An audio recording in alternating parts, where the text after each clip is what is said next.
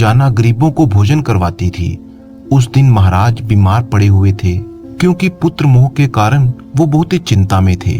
वो अपने कक्ष में थे, इसीलिए आज विदेही ने गरीबों को भोजन नहीं करवाया, परंतु उसने अपने पति के लिए भोजन बनाया और भोजन का थाल सजा कर रख दिया कि जब उसका पति आएगा तो उसे भोजन करवाएगी।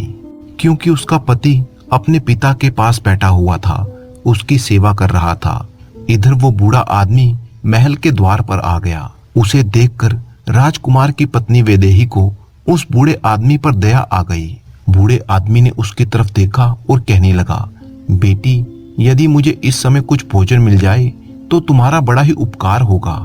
रानी ने देखा कि ये कोई गरीब आदमी है और मुझसे भोजन मांग रहा है, परंतु ये भोजन तो मैंने अपने पति के लिए बनाया है। अगर इसे मैं ये भोजन दे दूंगी तो मेरा पति क्या खाएगा। परंतु दूसरे ही पल उसके मन में विचार आया कि मेरे पति तो अभी आए भी नहीं, वो तो अपने बीमार पिता के पास बैठे हैं। तब तक मैं ये भोजन इस गरीब आदमी को दे देती हूँ। जब मेरे पति वापस आएंगे तो उनके लिए मैं और भोजन बना दूंगी। ऐसा विचार करके रानी वैदेही ने अपने पति के लिए बनाया हुआ भोजन उस गरीब ब्राह्मण को दे दिया। भोजन का थाल लेकर वो गरीब ब्राह्मण जल्दी से चलता हुआ अपने गांव की तरफ निकल गया। भोजन लेकर वो अपने घर पर आया, क्योंकि उसकी पुत्री 3 दिन से भूखी थी। अब उधर क्या हुआ कि महल में राजा का पुत्र, जो अपने पिता की देखभाल करने के बाद वापस अपने कक्ष में आ रहा था, और 2 यमदूत महल के बाहर खड़े हुए उसके प्राण निकलने का इंतजार कर रहे थे, और वो नाग बिस्तर पर लेटा हुआ राजकुमार का इंतजार कर रहा था। बूढ़े आदमी ने भोजन ले जाकर अपनी पुत्री को दे दिया। इधर राजकुमार रुद्र प्रताप चलता चलता अपने कक्ष की तरफ जा रहा था। यमदूत सोच रहे थे कि अब कुछ ही क्षण बचे हैं, जैसे ही वो नाग राजकुमार को डसेगा तो हम उसके प्राण निकाल कर ले जाएंगे। बूढ़े आदमी ने वो भोजन अपनी लड़की को दिया। लड़की पूछने लगी, पिताजी, ये भोजन आप कहाँ से लाए हैं? लड़की के पिता ने कहा, बेटी, ये भोजन मुझे महारानी ने दिया है। यहाँ के राजा की जो पुत्र वधू है वो बहुत ही दयालु है, उसने मुझ पे दया करके ये स्वादिष्ट भोजन मुझे दे दिया। भोजन को देखकर लड़की की आत्मा से आशीर्वाद निकलने लगा। वह भगवान से प्रार्थना करने लगी कि हे भगवान, जिसने भी ये भोजन दिया है उसका सुहाग अमर हो जाए, वह सदैव सौभाग्यवती बनकर रहे। जैसे ही भोजन का निवाला उस लड़की ने अपने मुंह में डाला, उसकी आत्मा तृप्त हो गई और उसकी आत्मा से आशीर्वाद निकलने लगा कि उसका पति अमर हो जाए। इधर राजकुमार अपने कमरे की तरफ जा रहा था। यहाँ पर दूत खड़े हुए उसकी मृत्यु का इंतजार कर रहे थे, परंतु जैसे ही राजकुमार अपने बिस्तर पर जाने लगा, तभी वहां पर एक देवदूत प्रकट हुआ। उसने अपनी शक्ति से नाग को बेहोश कर दिया। नाग से अब चला भी नहीं जा रहा था, उसमें आगे बढ़ने की बिल्कुल भी शक्ति नहीं थी। नाग सोचने लगा, ये मुझे क्या हो गया? अभी तो मैं इस राजकुमार को डसने आया था, परंतु अब मैं चल भी नहीं पा रहा हूँ। ये सब क्या हो रहा है?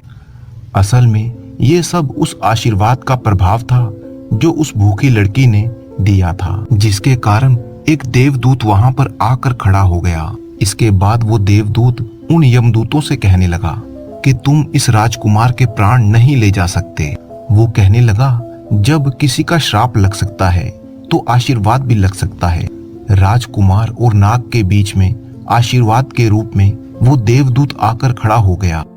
राजकुमारी का दान मृत्यु को आगे नहीं बढ़ने दे रहा था।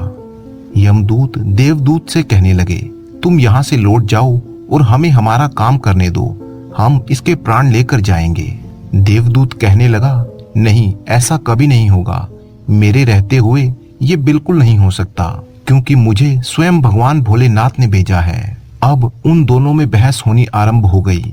दोनों में युद्ध शुरू हुआ। देवदूत की शक्ति ने यमदूतों को आगे बढ़ने से रोक दिया था।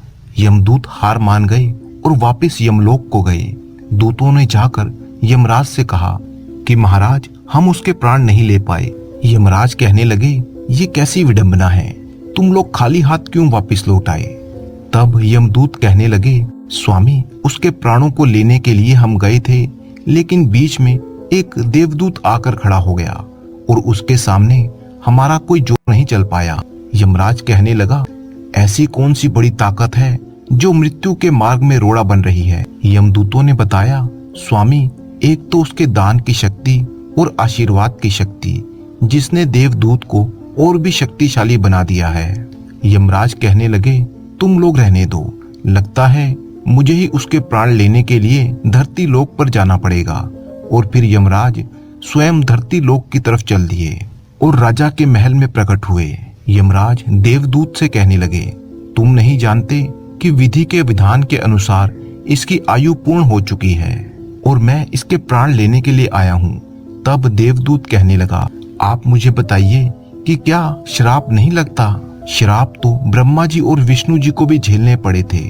यदि आप किसी श्राप का मान रख सकते हैं तो इसी तरह से आप किसी की आत्मा से निकले हुए आशीर्वाद का मान भी रख सकते हैं। तब यमराज बोले, प्रभु, अब मुझे क्या करना पड़ेगा? आप इस राजकुमार की आयु 110 वर्ष कर दीजिए और उसके बाद ही आप इसके प्राण लेने के लिए आइएगा। यही भगवान शंकर का भी आदेश है। ये सुनकर यमराज ने राजकुमार की आयु 110 वर्ष कर दी। इसके बाद यमराज वापिस यमलोक लौट गए और इस तरह से एक भूखे को दान देने पर राजा की औलाद पर आई हुई मृत्यु भी टल गई। सच ही कहा गया है कि अन्न का दान सबसे बड़ा दान है। किसी भूखे को दिया गया अन्न एक महायज्ञ के बराबर है।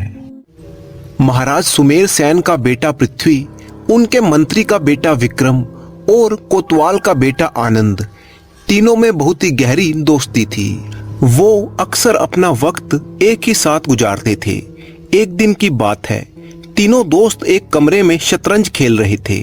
खेल बहुत ही दिलचस्प चल रहा था कि एक मोहरा गुम हो गया। सारे कमरे की तलाशी ली गई, एक एक चीज को उलट पुलट कर देखा गया, मगर शतरंज का मोहरा नहीं मिला। जाहिर था कि मोहरा उन तीनों में से किसी एक के पास था, मगर तीनों इस बात से इनकार करते रहे। एक दूसरे की तलाशी लेने को वो तैयार ना थे। पृथ्वी ने कहा, मोहरा गुम हुआ, अगर कमरे में नहीं है तो कहां पर गया? तीनों दोस्तों ने फैसला किया कि नगर के कोतवाल यानी आनंद के पिता से इस बात की खोज करवाई जाए। जब वो कोतवाल के पास पहुंचे तो कहने लगे, हम तीनों शतरंज खेल रहे थे कि हमारा एक मोहरा गुम हो गया। सारा कमरा छान मारा मगर मोहरा नहीं मिला। ये तो पक्की बात है कि मोहरा हम तीनों में से किसी एक के पास है। आप बताइए कि मोहरा किसके पास है? बस एक बात का ध्यान रखें कि जिसके पास भी मोहरा हो उसका नाम ना लिया जाए, क्योंकि इससे उसकी बेइज्जती हो जाएगी। कोतवाल ने जब सारा माजरा सुना तो ये सलाह दी कि बेहतर यही होगा कि जिसके पास भी मोहरा है वो दे दे। वो तीनों एक साथ बोले कि नहीं, इसका फैसला तो आपको ही करना होगा।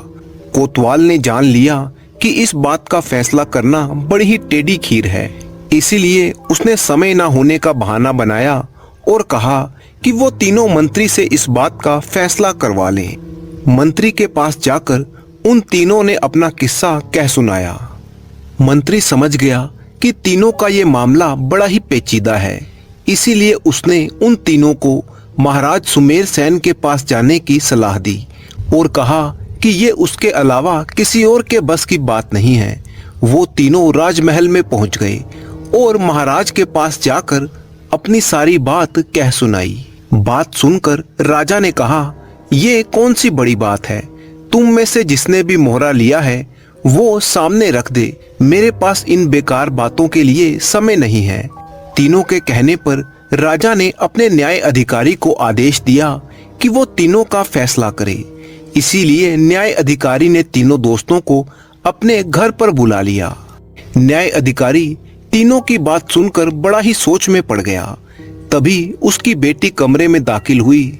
अपने पिता को परेशान देखकर उसने पूछा, पिताजी, किस बात की उलझन है? आप बड़े ही बेचैन दिखाई दे रहे हैं। न्याय अधिकारी ने सारा माजरा उसे कह सुनाया। उसकी बेटी, जिसका नाम चारुलता था, कहने लगी, पिताजी आप चिंता ना करें, मैं उनकी इस समस्या का हल कर दूंगी। न्याय अधिकारी कहने लगा, बेटी तुम नहीं जानती, उनका मामला बड़ा ही पेचीदा है। कहीं ऐसा ना हो कि उनकी वजह से मेरी यानी आनंद के पिता से इस बात की खोज करवाई जाए। जब वो कोतवाल के पास पहुंचे तो कहने लगे, हम तीनों शतरंज खेल रहे थे कि हमारा एक मोहरा गुम हो गया। सारा कमरा छान मारा मगर मोहरा नहीं मिला। ये तो पक्की बात है कि मोहरा हम तीनों में से किसी एक के पास है। आप बताइए कि मोहरा किसके पास है। बस एक बात का ध्यान रखें कि जिसके पास भी मोहरा हो उसका नाम ना लिया जाए, क्योंकि इससे उसकी बेइज्जती हो जाएगी। कोतवाल ने जब सारा माजरा सुना तो ये सलाह दी कि बेहतर यही होगा कि जिसके पास भी मोहरा है वो दे दे। वो तीनों एक साथ बोले कि नहीं, इसका फैसला तो आपको ही करना होगा। कोतवाल ने जान लिया कि इस बात का फैसला करना बड़ी ही टेढ़ी खीर है, इसीलिए उसने समय ना होने का बहाना बनाया और कहा कि वो तीनों मंत्री से इस बात का फैसला करवा लें। मंत्री के पास जाकर उन तीनों ने अपना किस्सा कह सुनाया। मंत्री समझ गया कि तीनों का ये मामला बड़ा ही पेचीदा है, इसीलिए उसने उन तीनों को महाराज सुमेर सेन के पास जाने की सलाह दी और कहा कि ये उसके अलावा किसी और के बस की बात नहीं है। वो तीनों राजमहल में पहुंच गए और महाराज के पास जाकर अपनी सारी बात कह सुनाई। बात सुनकर राजा ने कहा, ये कौन सी बड़ी बात है, तुम में से जिसने भी मोहरा लिया है वो सामने रख दे, मेरे पास इन बेकार बातों के लिए समय नहीं है। तीनों के कहने पर राजा ने अपने न्याय अधिकारी को आदेश दिया कि वो तीनों का फैसला करे। इसीलिए न्याय अधिकारी ने तीनों दोस्तों को अपने घर पर बुला लिया। न्याय अधिकारी तीनों की बात सुनकर बड़ा ही सोच में पड़ गया। तभी उसकी बेटी कमरे में दाखिल हुई। अपने पिता को परेशान देखकर उसने पूछा, पिताजी, किस बात की उलझन है? आप बड़े ही बेचैन दिखाई दे रहे हैं। न्याय अधिकारी ने सारा माजरा उसे कह सुनाया। उसकी बेटी, जिसका नाम चारुलता था, कहने लगी, पिताजी आप चिंता ना करें, मैं उनकी इस समस्या का हल कर दूंगी। न्याय अधिकारी कहने लगा, बेटी तुम नहीं जानती, उनका मामला बड़ा ही पेचीदा है, कहीं ऐसा ना हो कि उनकी वजह से मेरी। आप बताइए कि वो मोहरा किसके पास है। गलत लड़के का नाम मत लीजिएगा, क्योंकि इससे उसकी बड़ी ही बेइज्जती हो जाएगी। चारुलता ने कहा, अगर वो मोहरा आप में से किसी के पास है तो वो खुद ही उसे वापस कर दे, इसमें रुकावट क्या है। हम में से कोई नहीं बता रहा, इसीलिए तो हम आपके पास आए हैं। इसका फैसला करना बड़ा ही जरूरी है। ठीक है, इसका फैसला मैं कर सकती हूँ कि मोहरा किसके पास है, लेकिन इससे पहले कि मैं आप लोगों के सवाल का जवाब दूं, मैं आप लोगों को एक कहानी सुनाना चाहती हूँ। आप उसे गौर से सुन लें, ये बिल्कुल सच्ची कहानी है। आज से 50 साल पहले की बात है। शैलपुर नाम के राज्य में दो दोस्त रहते थे। एक नगर सेठ का बेटा त्रिलोचन और दूसरा सरपंच का बेटा मनोहर। दोनों दोस्तों में बचपन से ही बड़ा प्यार था। दोनों बचपन से एक साथ ही खेले और पढ़े। एक साथ ही वो दोनों जवान हुए। दोनों दोस्त जब तक एक दूसरे को ना देख लेते थे तो उन्हें चैन ना आता था। दोनों दोस्त बहुत ही शरीफ, बहादुर और जाबाज थे। दोनों में इतना प्यार था कि मानो वो दो शरीर और एक जान थे। त्रिलोचन अपने पिता के व्यापार में उनका हाथ बटाता था। साथ ही साथ उसे चित्रकारी करने का भी बड़ा ही शौक था। दूसरी तरफ मनोहर वैसे तो पिता के साथ खेती बाड़ी करता था। उन दिनों माघ के महीने में गंगा नदी के किनारे पर एक बहुत ही बड़ा मेला लगता था, जिसमें आसपास के शहरों, नगरों और राज्यों से लोग आते थे। इसके अलावा बहुत से व्यापारी वहां पर अपना माल बेचने आते थे। साधु सन्यासियों की वहां खूब भीड़ रहती थी। लोग गंगा में स्नान करते, साधु सन्यासियों के दर्शन करते और मेले का मजा उठाते। मेले में व्यापारियों की दुकानों के अलावा करतब दिखाने वाले भी आते थे। यहाँ तक कि ठग और चोर भी इसी मेले में पहुंच जाते थे। छोटे बच्चों से लेकर बूढ़े तक, औरत और मर्द सभी इस मेले में आते थे। बड़े बड़े तलवारबाज और तीरंदाज दूर दूर से आकर वहां पर अपना जौहर दिखाते थे। रात के समय पूरा इलाका दियों की